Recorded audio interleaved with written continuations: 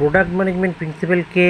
ব্যাখ্যা করতে গেলে টয়োটার ক্ষেত্রে কী হয়েছিল জাপানে, যখন যুদ্ধ পরবর্তী সময়ে ক্যাশ ফ্লো যে শর্টেজ প্রবলেম দেখা গেছিলো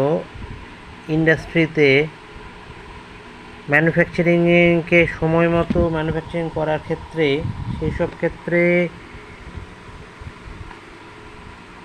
তাইচি ওহনো অ্যান্ড বিজি টয়োটার ফাউন্ডার এরা যে উদ্যোগ বা যে আইডিয়া নিয়েছিল, গ্রহণ করেছিল, যে 30 বছরের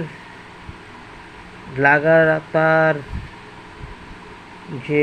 উন্নতি, অর্থাৎ